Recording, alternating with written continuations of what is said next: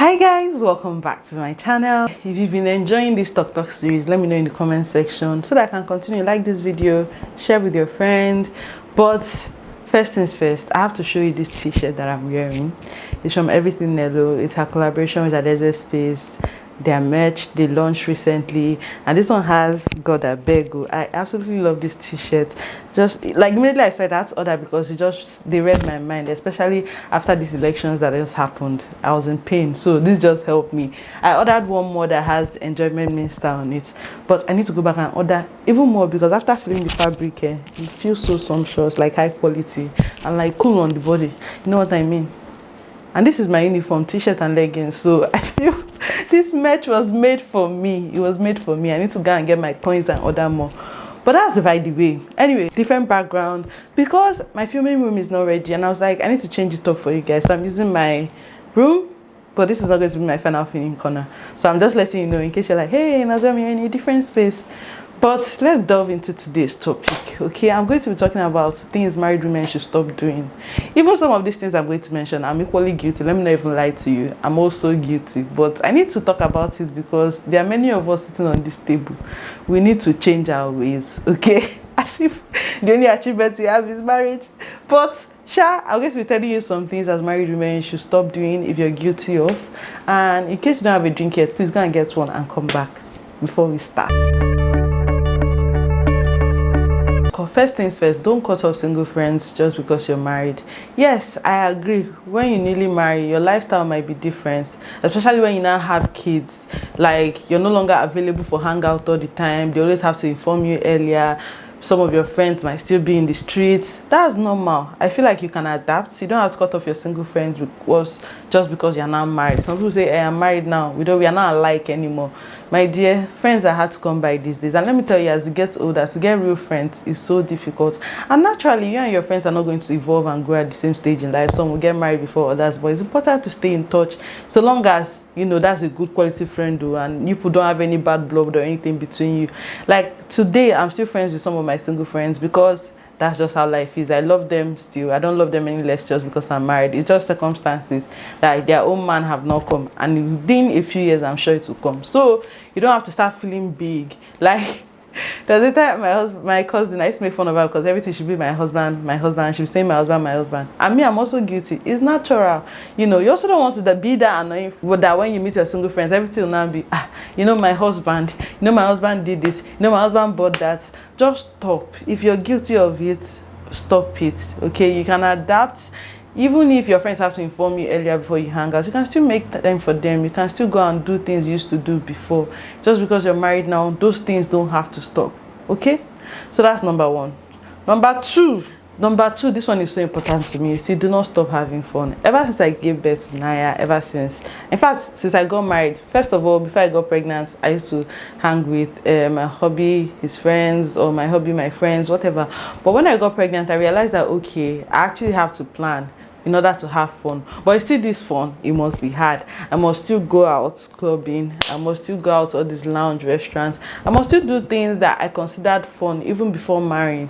Okay, like if you stop having fun, it might be gradual. Like you realize in 6 months you literally haven't had a girls' night out, or you haven't had a date to yourself, or you haven't had a date with your girlies, or you haven't done anything fun for yourself. And it's such a slippery slope. From 6 months, next time you realize is 1 year. And I feel you really have to be intentional. You have to tell yourself, see, every month I must take out one day, one evening, one afternoon to go and hang out with my friends, to go and do stuff for myself. Anything that I consider fun, I must go and do it. It's very important to have that mindset because it's going to help you a lot to prioritize your time and to manage yourself even though you're married now. Number three, another one. You have to keep dressing sexy. You have to keep dressing fine. I know a lot of you see me on this channel. You say, oh, Nazom, you're never looking cute. You don't see what I go to bed with, though. I go to bed with all those, you know, cutie wears. And you also don't see, like, when I'm going out, because a lot of times I choose not to vlog it. But you have to remember that even if you're married now, you're not looking for a husband anymore. Your husband loves you. He will love you whether you're ugly, whether you're fine, whether you're fat, whether you're slim. Keep dressing good. Keep looking sexy for yourself. See, have you ever tried on an outfit that is so flattering on you and look at yourself in the mirror? You even be like, oh, more, you're a speck. You be like, purr.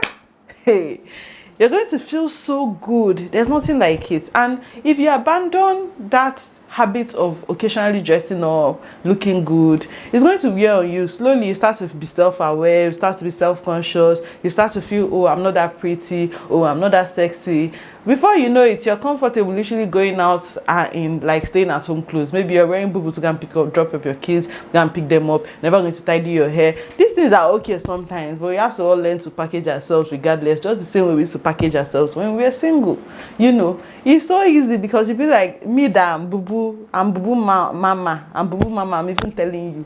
You know how comfortable that boo-boo is, but I have to tell myself now, no, this, you're not going to go out in this thing. Come on, go and change. Just like the same way I wear Crocs with everything, I have to be intentional about it and tell myself, no, I know that it's comfortable, but just do better, okay? And the moment I wear something better, I do feel better. That's the secret. Another one is, you see, self-care is super important. Like to get your waxing done, to get your pedicure, your mani. Yes, you might not even fix your nails or anything, you know, but to just go maybe get a massage. You know, you don't have to do false lashes to know that you're doing self-care. It's just those little moments of time you take away to yourself to do things that make you happy.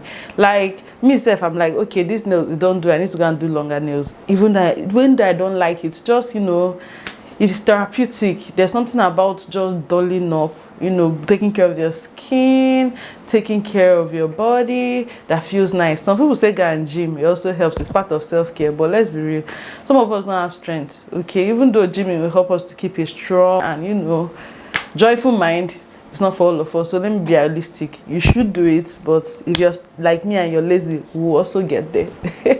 So, but yeah, don't stop doing things, you know, that make you feel good.